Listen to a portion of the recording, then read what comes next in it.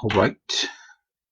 I'm going to try to do something a little different today and don't really know what's going to happen. So, are you ready? Here we go. I've got some nice toned paper here behind me, and it's nice paper. And I've always had a problem with having nice art supplies. That problem being some part of me says, oh, I've got to save that for something important, uh, some really nice project that I'm doing. Can't just waste it on any old thing. So I wind up keeping my really nice art supplies until they're not nice anymore and they wind up going in the garbage. So I'm going to not do that anymore. I've got this nice art paper and we're going to burn it up. And I'm going to do a little sort of a portrait. Kind of screwed up already. See, there's not enough room down there for that chin. So, but that's all right because I'm really hardly committed to anything. So let's make this a little bit bigger. I don't want to make it a whole lot bigger because I want it about life size.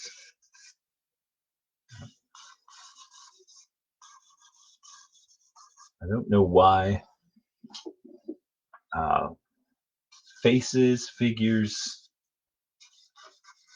animals, still lifes, they bug me if they're um, larger than life. I don't know why that is. Especially as a sign painter, I used to draw things massively disproportional to reality, but you know, really big on a store window or something, they had to be big. I've plugged in my little earbud thing, but it's not on. I don't know why. You press the button, you wait for it to beep. And then it's supposed to change. I don't know. This may be the day without sound. I'm not sure. Um, okay, so I was saying something that is almost certainly not important. So I'm going to keep drawing. So I've just sketched it all out in my fine charcoal.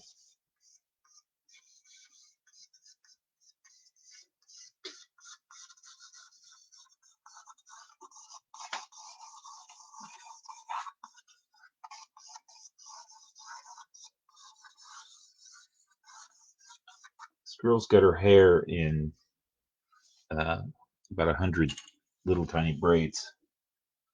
I don't know if I'm going to do that exactly, but maybe suggest that in some way. I've never used this paper before, and I don't know what it's like. I like it so far.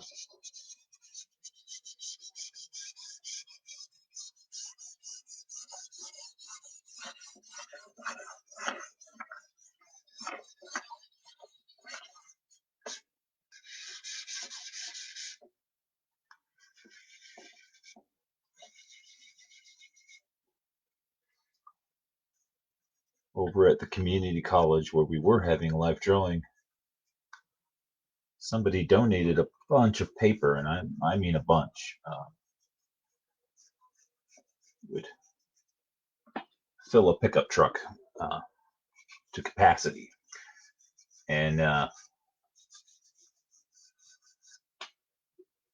it had already been donated to a couple different organizations who donated it to somebody else, and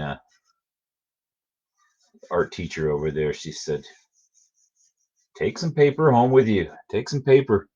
She said that a couple times, and people didn't much appear to be taking her up on it. Maybe take a sheet of paper or something. I mean, there was just piles. And, well, paper's heavy, you know, it's not like you can just grab the whole stack, put it on your back. But I decided I'm going to take her up on that, you know, because it's nice paper. So, yeah, grabbed as much as I could fit into my bag. That my big my art board and everything. I've got this big zip up bag. It goes over your shoulder. And Sharon says I can hear you. Okay, cool. Thank you guys. Um, yeah, so I had this bag, and I put so much paper in it that I was afraid my bag was going to tear, and figured I better not put any more. And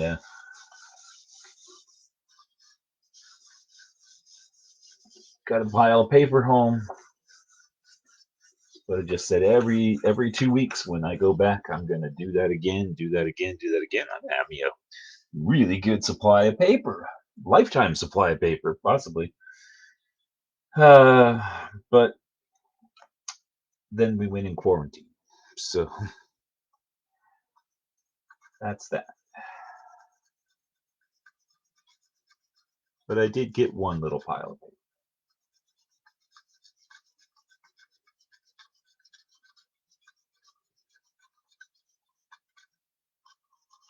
So not being good at this drawing paper and not being a real pro at portraits at all,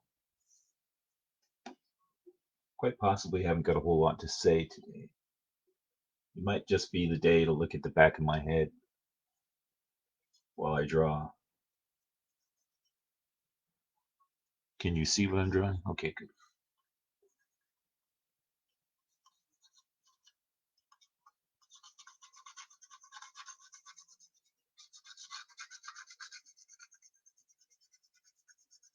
Paper's got a good texture to it. It takes the charcoal really well. When I say somebody dropped off a pile of paper, it's not all this. It was, I think, possibly 7 different varieties of art paper. I've tried a few of them. So far, I'm liking this one better than the other ones I tried. One was too smooth.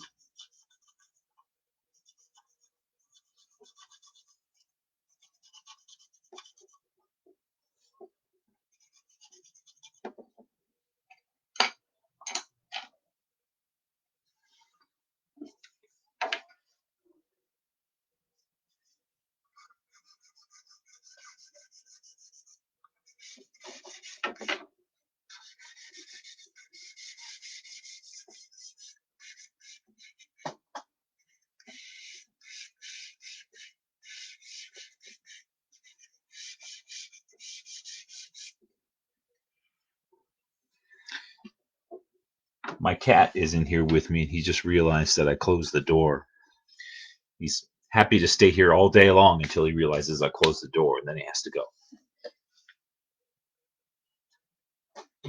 You all right? All right. Off you go. You can come back, you know. I'll leave the door halfway open, and maybe he'll come back.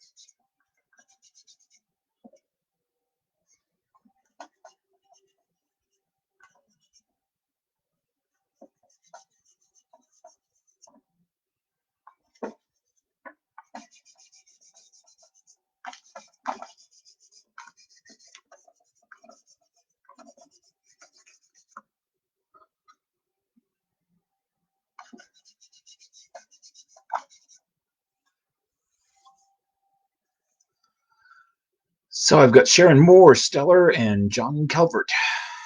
Good to see you all. Stellar's in the next room.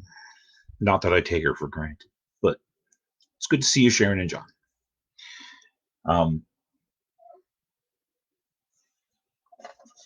We talked about Zoom the other day.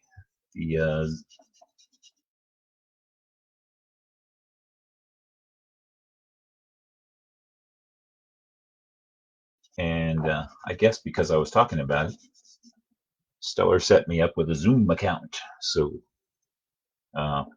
well, it's actually her account. I could piggyback on her account. So I can, in theory, do Zoom meetings now. I was thinking about trying to do one of these as a Zoom, and that is exactly as far as that thought has gone. Haven't taken the idea any further at all.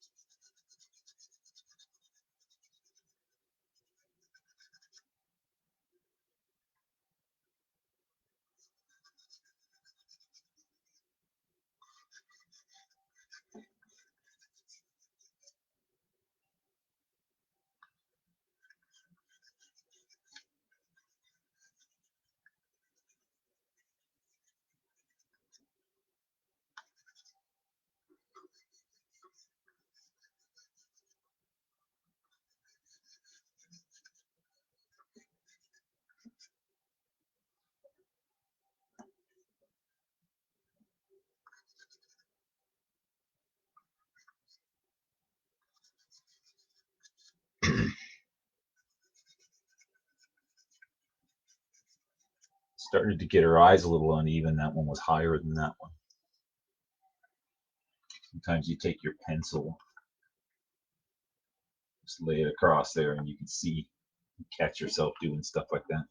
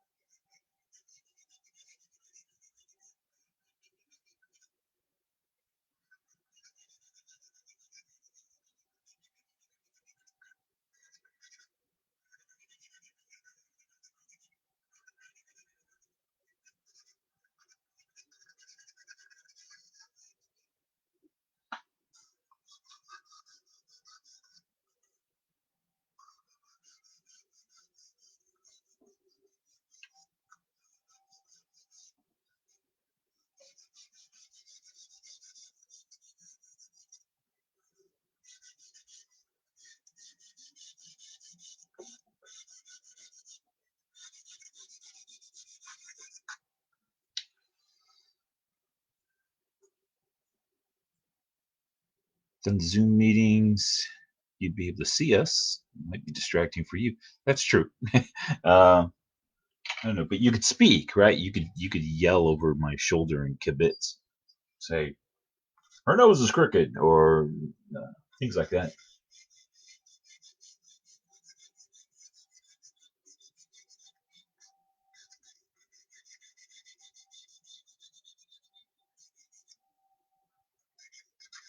Yeah, we did a little Zoom conversation yesterday afternoon, uh, just while she walked me through it, and just showed me the different features it's got. So that's all my experience with that.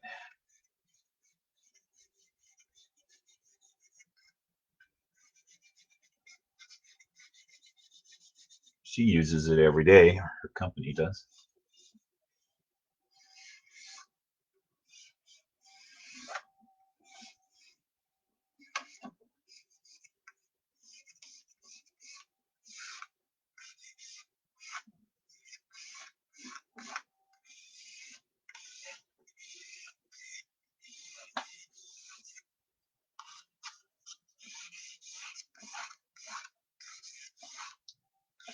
We went for a bike ride this morning. Um, Stellar was at the doctor the other day. She's got a little heel spur kind of a thing on her heel's been bugging her.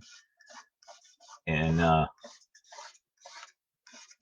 so we gave her some stuff for that. But we mentioned riding bikes, and he said if you ride your bike, um, gear it way down so that you're on the small cog in the front and the big cog in the back, and it's really easy.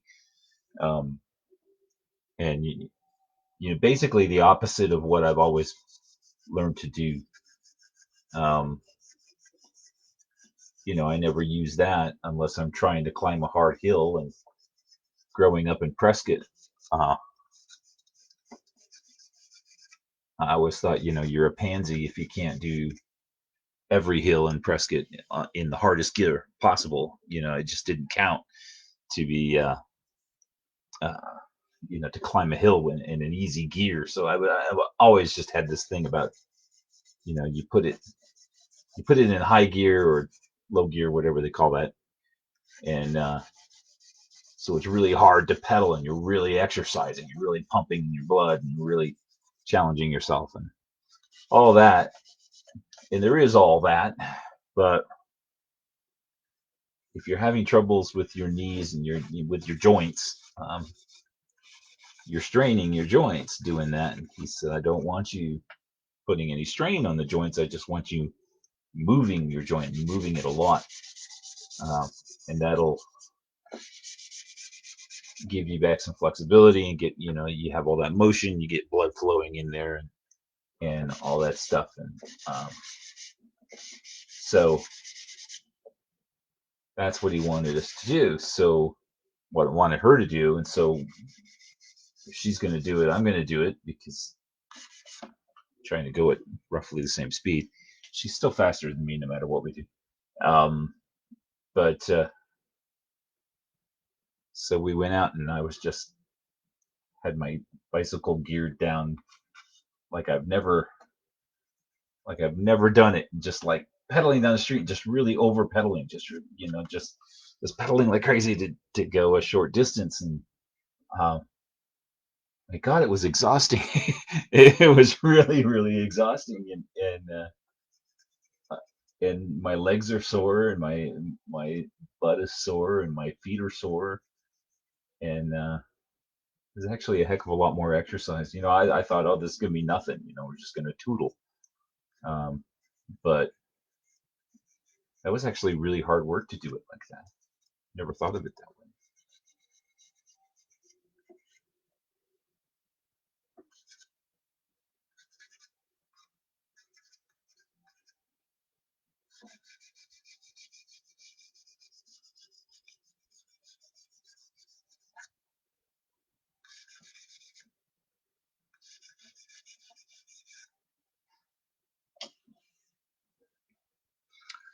Hey, JD and Sissy, good to see you guys.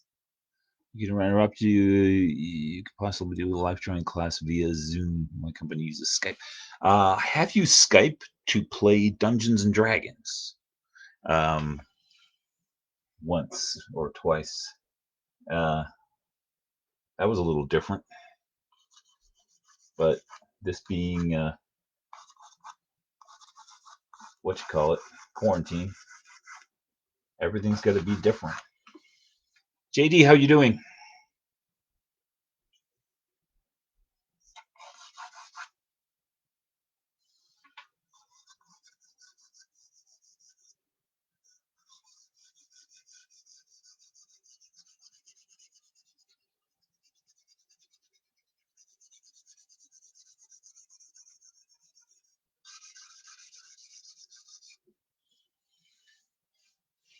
You could do a Skype or Zoom life drawing class.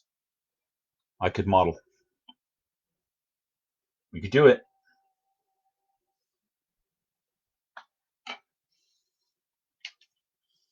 Two fat old guys life drawing class. Think about it.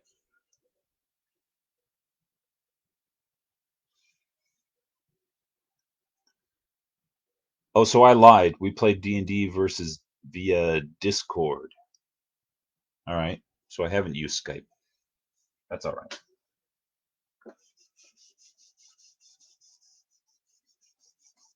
I've got Skype. It's on my computer.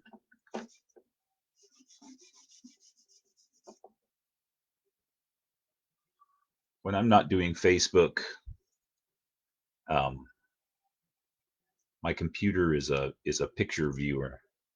You know, they used to have these little boxes that you put your slides in. You could look at your pictures. That's the whole function of my computer. Uh, Facebook and look at pictures.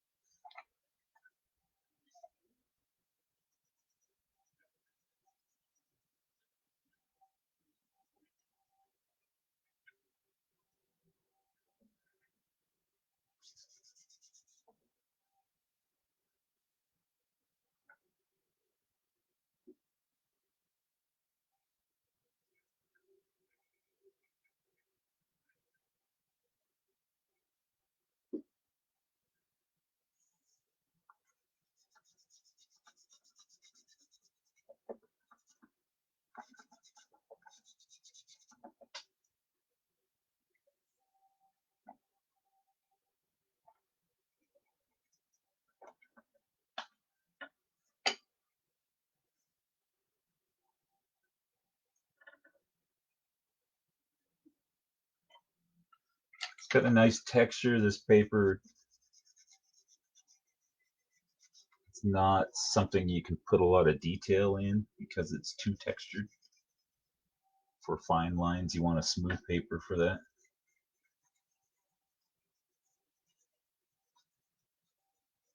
It's definitely not smooth.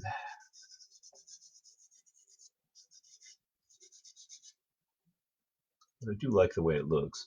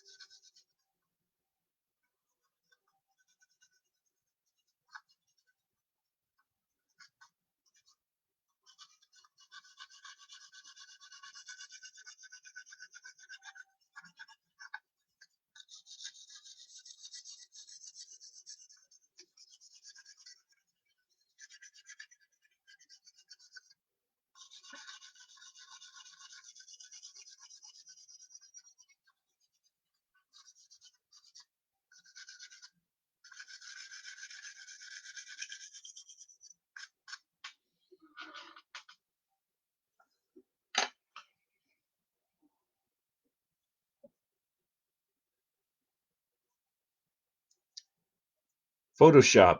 Yeah, Photoshop.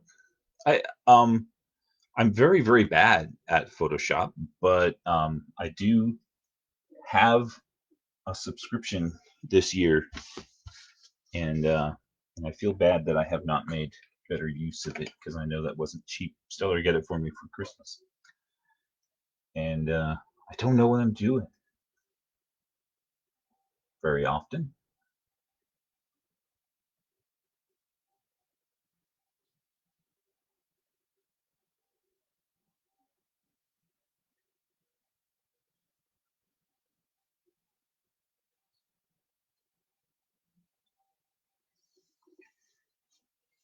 Lori's here. Hi, Lori. So I have this story. The word Photoshop made me think. I was at San Diego Comic Con, and somebody invited me to this thing in the lobby of this hotel. There were a bunch of artists hanging out with sketchbooks, drawing, and talking. There was a lot more talking than there was drawing, as it turned out. But I came up my sketchbook and was sitting around talking to people, and there were a few people I knew and lots of people I didn't. And there's a couple people right next to me. There was this guy talking about Photoshop, and he says, "Everybody tells me I got to learn Photoshop, and I don't understand why. Why everybody is saying that to me. It's like," he said, "I've got a good career painting in oils, and I don't I don't see why I'd need to learn Photoshop, you know." And I said, "Well, one thing I know a lot of illustrators do is when you're going back and forth with an art director, um, sometimes they ask you to change colors or something, do color compositions and stuff like that, which can be a pain in the butt in oil paints, and it's really quick in Photoshop. So you could do your drawing, scan it, and then do your color comps on top of your drawing in Photoshop, and then go back and forth with your art director that way, and that part would be a lot easier." And he really perked up, and he's like, "Yeah, yeah, okay, okay, yeah, good idea, good idea." He's real happy about it. And then I realized I didn't know who I was talking to, so I stuck my hand out and said, by the way, I'm Gilead." And he said, "Good to meet you. I'm Gerald Brom." And for those of you who don't have the context, it would be like suddenly realizing you just gave guitar playing advice to Jimi Hendrix or something. So anyhow, uh, but he was happy for that idea. And then, like a year later or so, I was in Borders Books, which tells you how long ago all this happened. I was in Borders Books, and I picked up a new book by Brom, and there was like an FAQ in part of the book, and asking one of the questions asked is, do you ever use Photoshop? And it said, "I never used to use Photoshop, but I just recently picked it up for exclusively for the sake of doing color compositions when I'm going back and forth with my art directors, because it's a pain in the butt to do color compositions in oil paint." And I stood there in the middle of Barnes and Noble holding up this book and going, this is me right here, me." Um, I didn't really, but I kind of did. Um, so yeah, I don't do that. Of course, I don't do illustration. Some people use Photoshop to do the artwork. I used it to put my coloring books together in a PDF form. Uh, so I used the PDF maker, and I used it to um, right in the middle of my project, and I did a Kickstarter for the coloring books, and in the middle of the project I decided all these images in my coloring book needed backgrounds. They didn't have backgrounds before, and so I went and I drew a bunch of backgrounds separately on their own pieces of paper and photographed them, because I knew that there was a way in Photoshop to take this figure of a guy and this background and superimpose the two images. Um, I knew that that was possible. I did not know how to do it. So I had to learn how to do that, which turned out to be a lot more challenging. I mean, it's not actually a hard thing to do.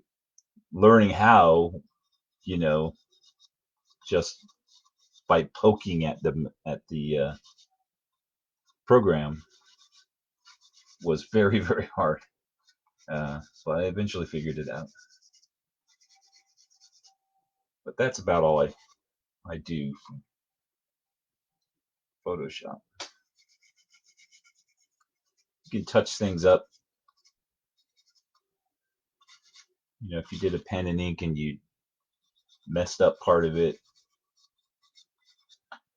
um, you could take it in Photoshop and fix it.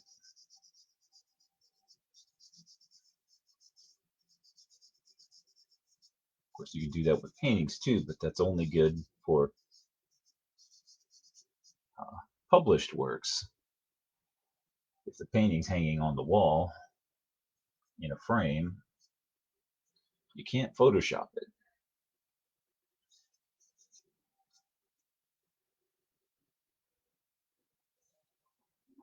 Anyways, that's looking kind of cool.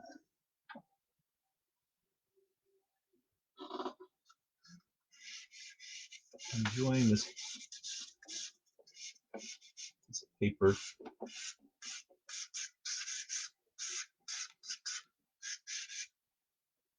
A lot of times your chalks, your pastels, they look better when you just lay down a line and leave it alone. You know, they catch the texture of the paper, and they have a really nice effect. And then if you do go in and do like I was just doing with all the scrubbing and stuff like that, it loses something. It's hard to say, but it loses something.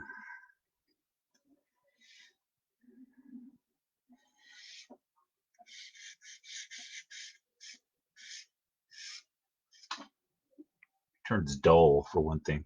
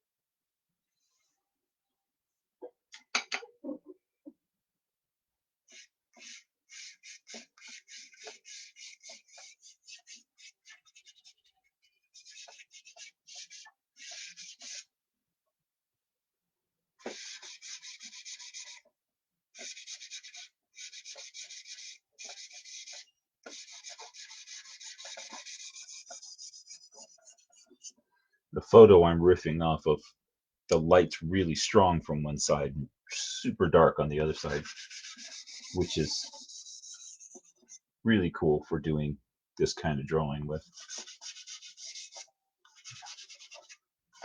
There's lots of magazines, they got pretty, just page after page of pretty girls, but they're focusing on the lip gloss or the mascara or something, so it's really lit up and there's not a lot of shadows. I don't see you needing Photoshop. Oh yeah, touching up photographs and that kind of thing. I mean, God, that's what it's really about. Um, people just kind of realized after the fact that, hey, you can draw with this. I mean, they made tools that you could draw on the photographs with colors, but the idea was to touch up the photos.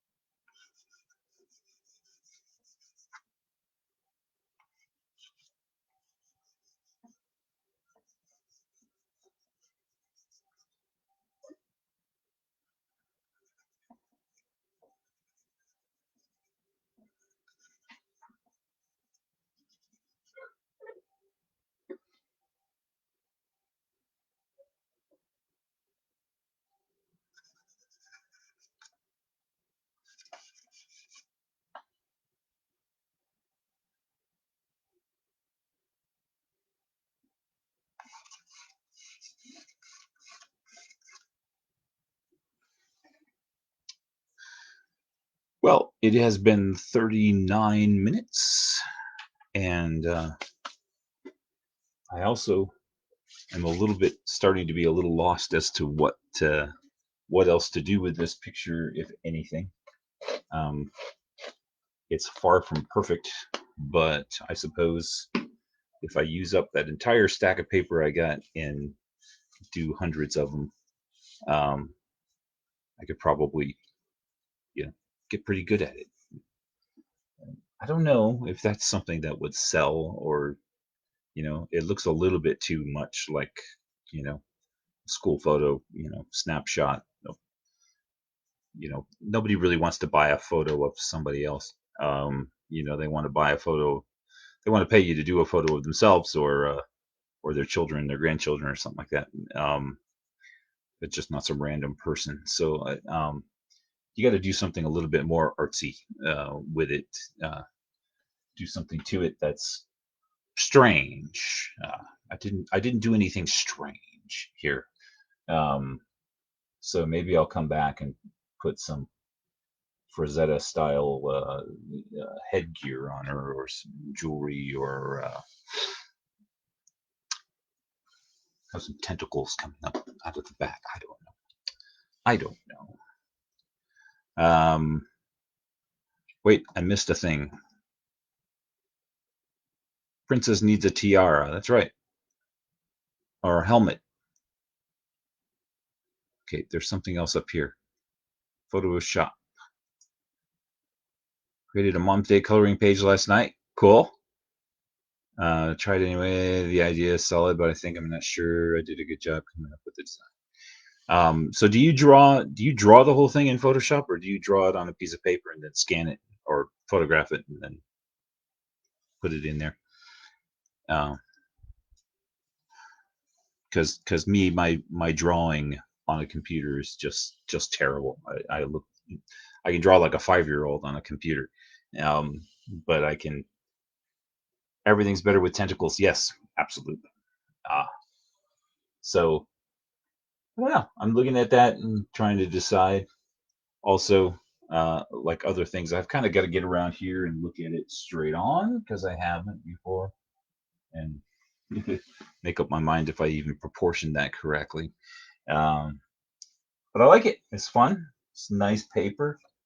Not going to save it for something good. I'm going to use it all up, and drew it on paper. The pen tool. Is that uh, Oh, what am I trying to say? The vectorizing thing, or you mean something else? Because that vectorizing thing is maddening. Uh, I tried that in well, I took a class at Chandler Gilbert Community College in Intro to Computer Graphics. So it was one semester, and half of it was Illustrator, and half of it was Photoshop. And the first few days of it were pure hell uh, because the teacher didn't even want me in the room. He thought, I'm too old to start, and I'm just going to drag the whole class down. And that was definitely true the first day, and a little bit true the second day. And by the third day, I was doing better than all the little punks in there because they were goofing off, and and I was being serious and finishing my work. But yeah, I remember doing uh, that trace thing, that vector thing. I didn't know what was going on with that at all. That was really weird. But um, I would like to do. There was another tool in Illustrator. I don't remember what it was called. Um, but you could take a pen and ink thing and just basically go click and make it a vectored image. It would smooth it out some, and there was like a drag bar where you can go. Now you smoothed it out too much, you could drag it back and forth and make it a little less. Um, but that was super cool, and to be able to do that on my pen and ink drawings, and then export them that way so that they could be used on a vehicle or in a sign or something like that, that would be really awesome. But I didn't I don't know how to do it anymore. I just did it once in class. um yeah, yeah, the wonky tool with handles, that's exactly the one. The wonky tool with handles drove me mad. um okay, all right, instead of just sitting here telling you how much I don't know about Photoshop, um I guess I'm done for the day. Thank you guys for tuning in, and I guess we'll see you tomorrow. What is today? Today's Tuesday. So tomorrow, yeah. Um, is three better than two? I have I have one guy that was in England, and he was just like, I can't stay up. Uh, so I don't know. Let me know if you like three better than two, or if you just don't care. Um, and thanks for coming. Bye bye.